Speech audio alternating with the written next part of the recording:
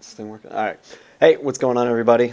I'm gonna try to make this thorough but quick, simply because my roommates are a bunch of goddamn animals, and something could get lit on fire, or they'll figure out whatever the smell is in Gordon's bedroom, or for one reason or another, this gets interrupted again.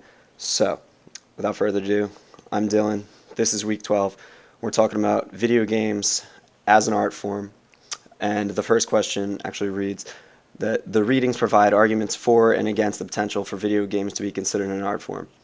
Um, I'm going to discuss what I believe the arguments for video games as an art form, and then after that, Michelle's going to take the opposite side. So, first, they're participatory. I think we got that. But it's cool because it sort of transforms the audience role from a sort of passive observer to this necessity to interact, which makes them, as the reading would say, sort of like a co-creator.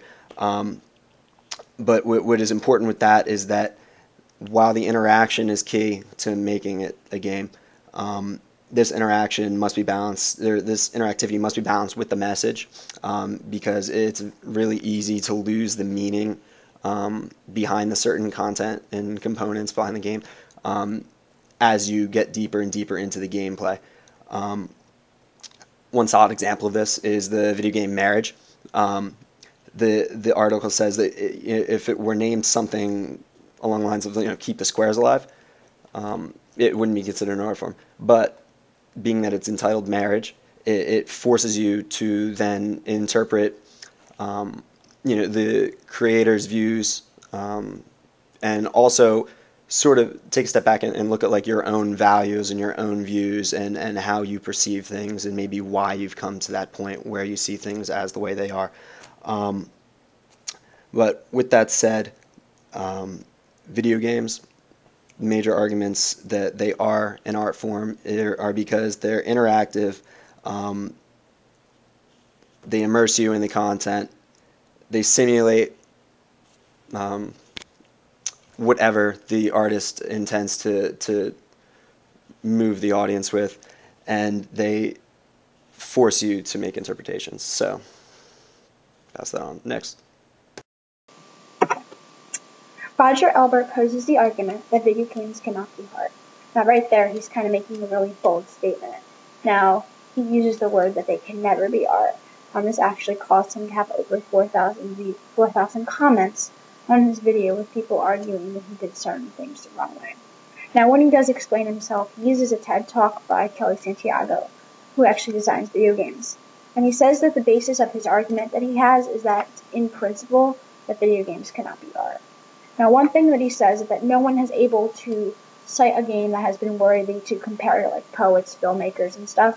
He says that Santiago agrees with him, and therefore it's kind of proving that nothing can measure up to the standard.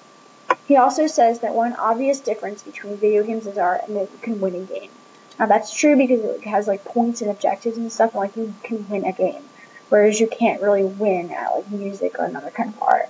An example of a game with an objective that he might be explaining with could be like the Assassin's Creed series, which like I know they list it in the left corner of each mission.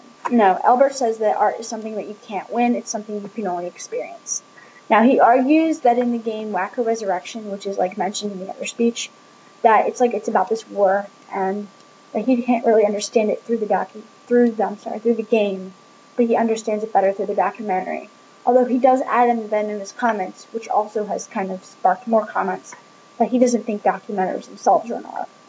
Now he asks why defining games is so important, and he jokingly says that it's because gamers don't want to see themselves as wasting their time on something like a game.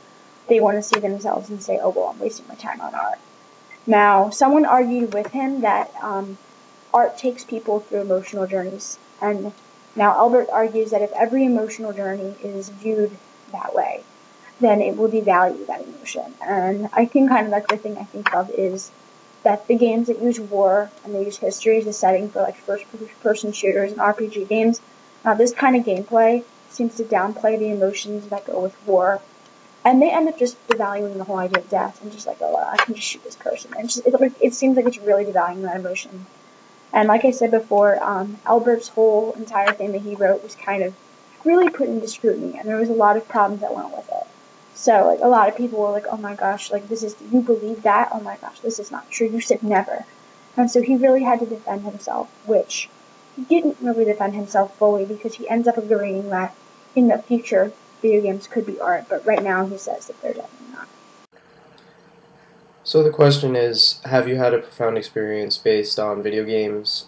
If so, explain. If not, do you think it's possible that you might have one in the future?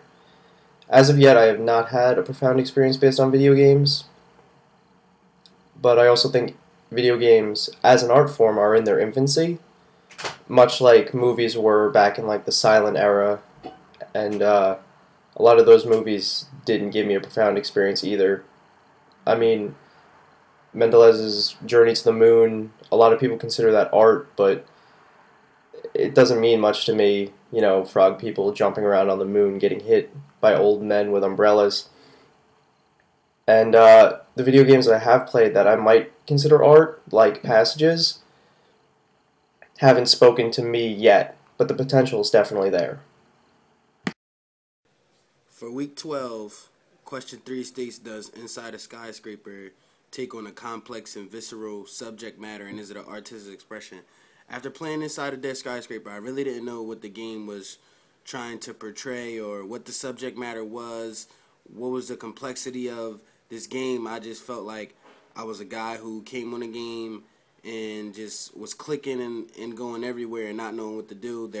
I think it takes on, an artistic expression because there's music, sounds, people, an airplane. I have a gadget, you know, human qualities. Like to me, an artistic expression is, you know, basically supplementing nature. Anything that we can do, you know, that coincides with nature. So it does have that artistic expression. But I really didn't understand the game or what I was supposed to do. I was lost. I died about 8 times, and I started back in the beginning with the guy saying, try again. I didn't know what I was supposed to do. In the article, the Donna Lazeman, where she says, does pointing and click and destroy the game? And I feel in this game it does, because I have the freedom to do whatever I want. Like, there's that interactivity, but I have restrictions as well. I can't go certain places. I don't get the answers I want to get. So I really was unsure. Like, another example would be the Sims game. You can dress your character, do daily things, but can run the McDonald's when you want? No, you can't. So I had the freedom to do whatever I wanted, but I had restrictions as well. But I really didn't understand the game, so that was my critique.